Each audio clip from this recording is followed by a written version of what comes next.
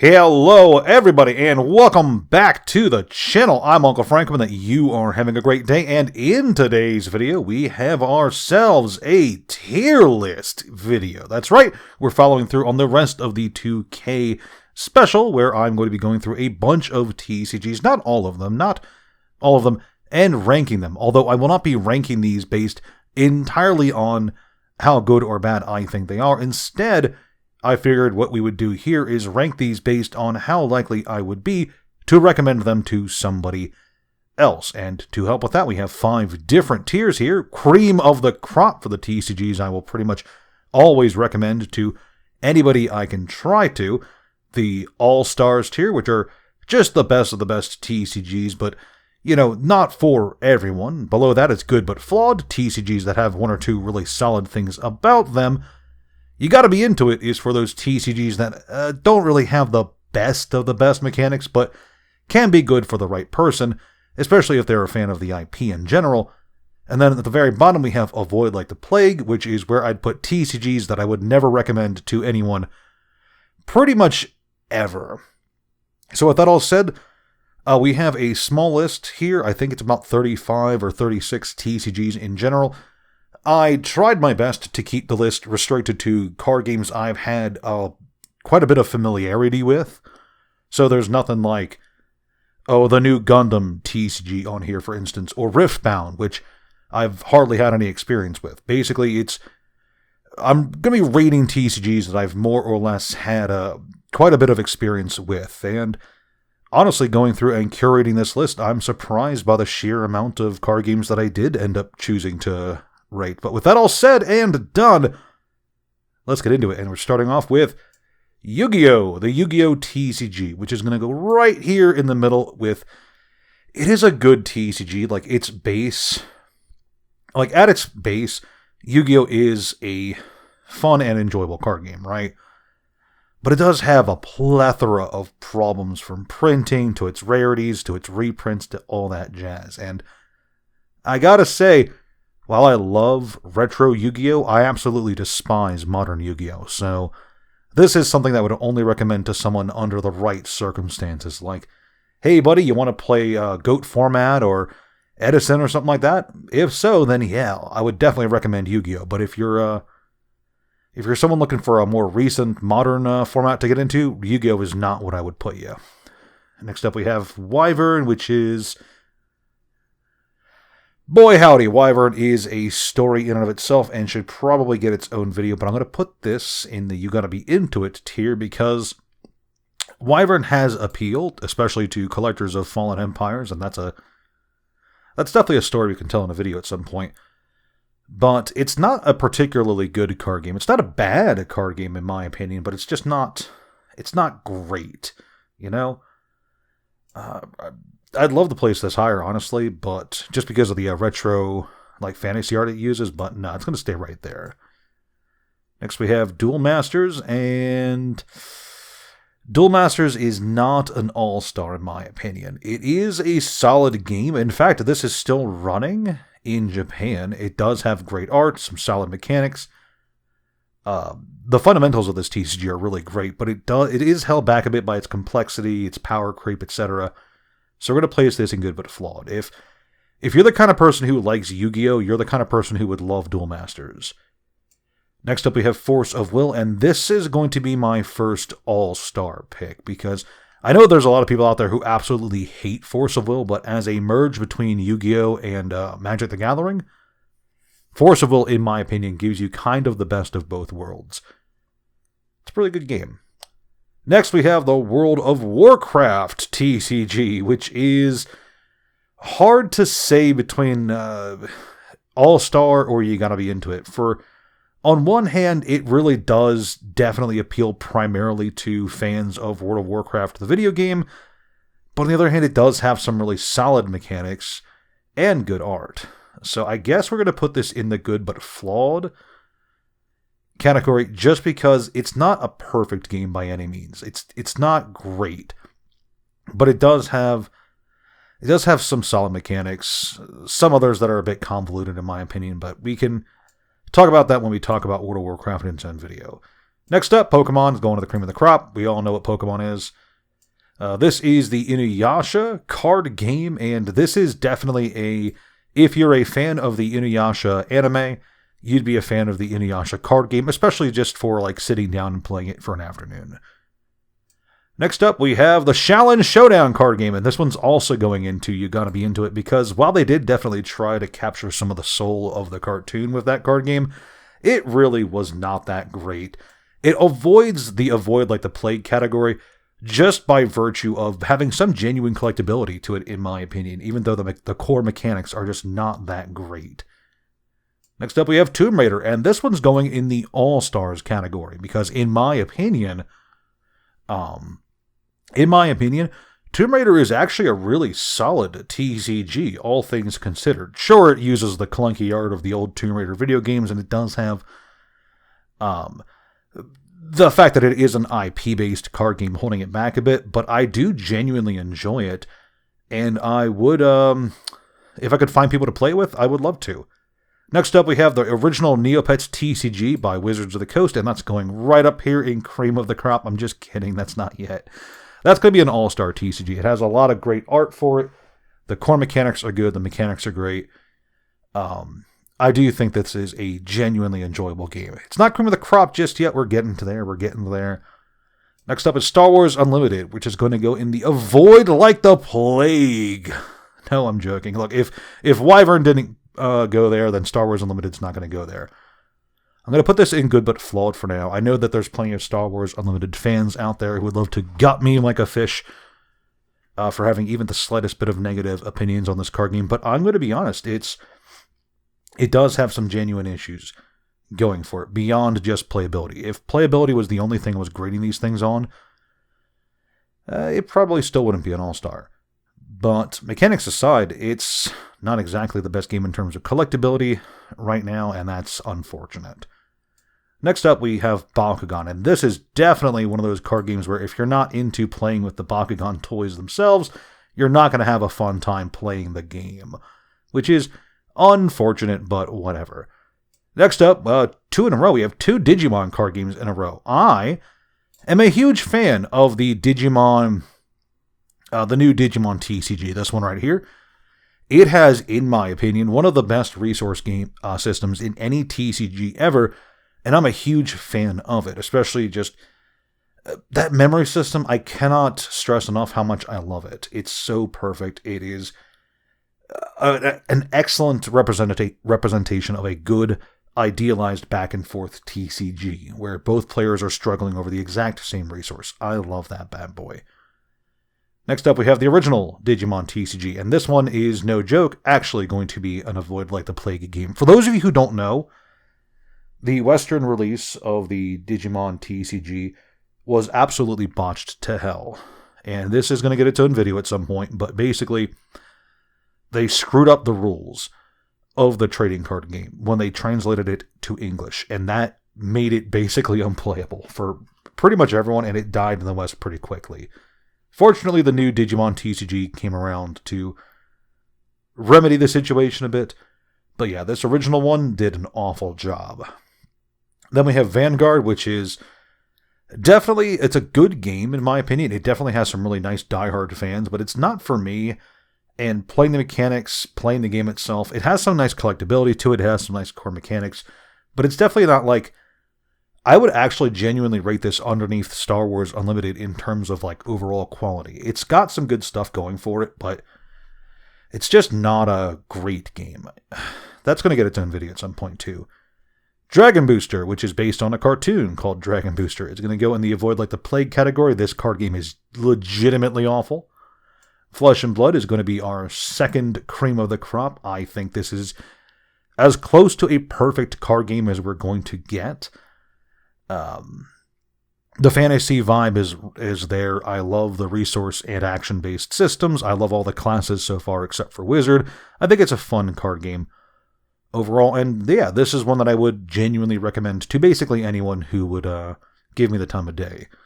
Next, we have Hyborian Gates, which is Avoid Like the Plague, because even with the amazing art included in it, it's really just absolutely dog shit and not even worth collecting, in my opinion, unless you are super into that Boris Vallejo art that they advertise all over it.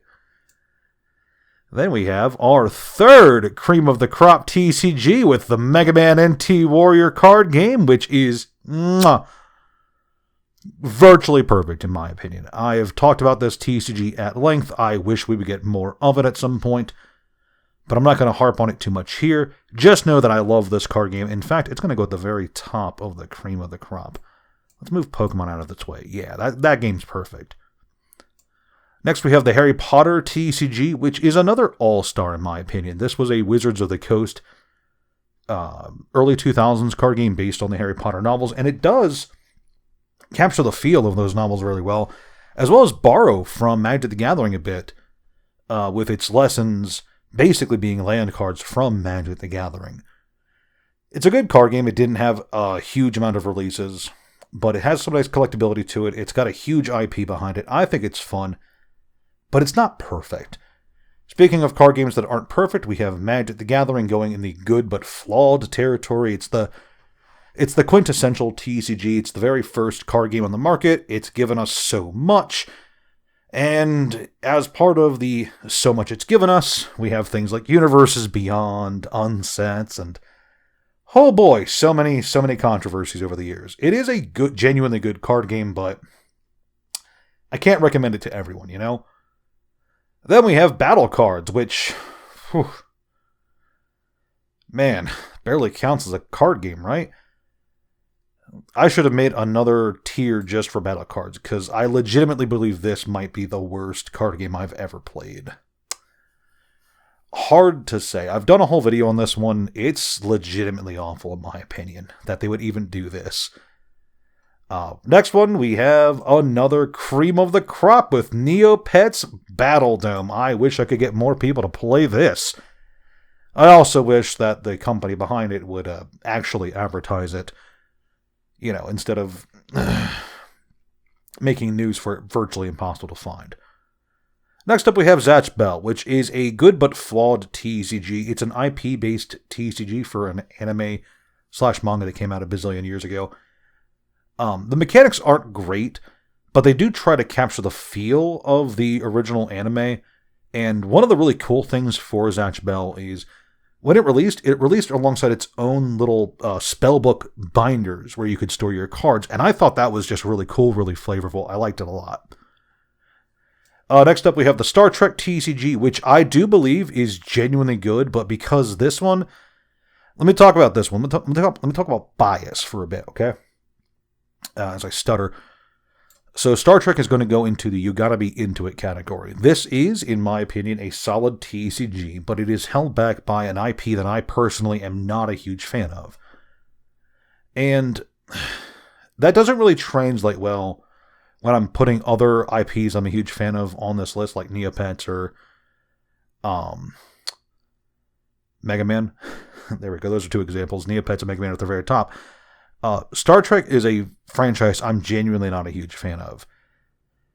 And it's not like Tomb Raider, where I'm just kind of ambivalent towards Tomb Raider or Harry Potter or World of Warcraft or Star Wars or whatever.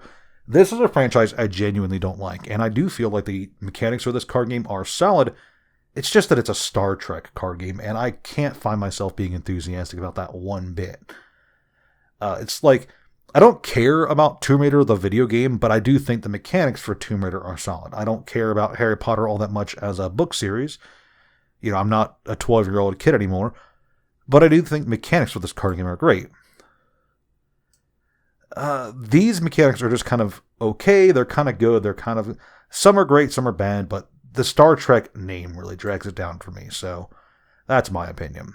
Ophidian! Ophidian was one that I only got into relatively recently. I'm going to put this in the good but flawed category. It's nice. It's got that nice ye old metal fantasy art. It's got some good mechanics, some interesting mechanics. Soundtrack, which I thought was absolutely bonkers. Yeah, it's solid. I'm looking forward to trying it out more in the future, but for now, this is one that, like, I don't know, if you were into sports and card games, or maybe like Coliseum games, this is a Coliseum football game. It's fun, but it's not for everyone. Next up is Gundam MS War, which I had a frickload of experience with as a kid. This is also going to go into the good but flawed category. Man, I should talk about this at some point. And I should get around to actually reviewing the new Gundam TCG at some point. This is a solid game, but it is held back by some janky mechanics in the end. The Transformers TCG is going to go into the All-Stars. It has a lot going for it, a lot of nice experimental gameplay. A brand recognizable by just about everybody. And unfortunately, Wansey pulled the plug on it after only 2 years, which is just such a shame. Next up, we have the Bleach TCG, which is going to be going into You Got to Be Into It, because, look, I'm a huge fan of Bleach. This is the opposite situation with Star Trek here, okay? So with Star Trek, it's a solid TCG with a franchise I despise. With Bleach, it is a franchise I'm quite fond of with a TCG that's just awful. This card game is so bad. I would not recommend this to basically anybody. You'd have to be a huge Bleach fan to get any enjoyment out of this, and that's basically just the collectability. I do think it's collectible, though, so, yeah, there's that. The Jackie Chan Adventures TCG is going to go straight into the Avoid Like the Plague category because it's actually somehow worse than just about everything on here except for battle cards and Hyborian Gates. This is a bad card game. It barely counts as a card game. Ooh, there we go. Mythos is up next, and this is another cream of the crop. It's not quite as good as Mega Man, but I love this card game so much. It's a really nice, dark ambiance, Lovecraftian Mythos TCG where you're trying to tell a story through the cards, and I love it so, so much. Guardians is a TCG I'm relatively new to. I've started collecting some of it recently thanks to a buddy of mine. I'm going to go ahead and put this into the good but flawed category for a few reasons that I'm not going to get into super deep here. Basically, Guardians is a fantasy TCG that has more collectability to it than I think good gameplay. That's where I'm going to leave that, okay? Universal Fighting System, or Universes, is going to go into the You Gotta Be Into It category for the same reason that Weiss Schwarz is going to be. Actually, let's go ahead and grab Weiss Schwarz now. UFS and Weiss Schwarz are both going to go into the You Gotta Be Into It category because both are kind of okay TCGs. They have some good mechanics based on the set and some bad mechanics based on the set. The draw to both of these card games is that they are crossover TCGs and each individual set is a different IP. So like Weiss Schwarz will have Overlord or Konosuba or Fate or whatever, and Universal Fighting System will have Soul Calibur. And Tekken, I think, had... Or Street Fighter. Street Fighter had one. Vampire Slayer? Darkstalkers, yeah. Like, this has a bunch of fighting game crossovers, and this one has a bunch of anime crossovers. Whether or not you buy a set basically comes down to whether or not you enjoy the IP. It's good to collect, but that's about it. Next up, we have Dot Hack Enemy, which is another You Gotta Be Into It. And let me tell you guys... I love the Dot Hack franchise. This is another Bleach situation because I love Dot Hack. I love all the games. And I really tried to enjoy this TCG the same way I liked the Mega Man one, but I just couldn't. It's too convoluted at some points. Some of the core mechanics are just bad. It's not a good TCG at its foundation, which is unfortunate. Then we have Shadowrun, which is an all-star. I think Shadowrun's a fairly popular TCG, all things considered. And then finally, we have Yu-Gi-Oh! Rush Duels, which is the only thing on here I think that will outrank Mega Man as far as cream of the crop goes. This, Rush Duels, in my opinion, captures the early soul that Yu-Gi-Oh! Had, but even better. In a way that really makes it not only a more collectible game, in my opinion, but also genuinely a more enjoyable game to play. It really does capture that early 2000s Yu-Gi-Oh! Like, aura, essence, whatever. The love that card game managed to generate from me. But I will save that for its own video at some point when I compare the two. But yeah, that's it. That is most of the TCGs I'm relatively familiar with.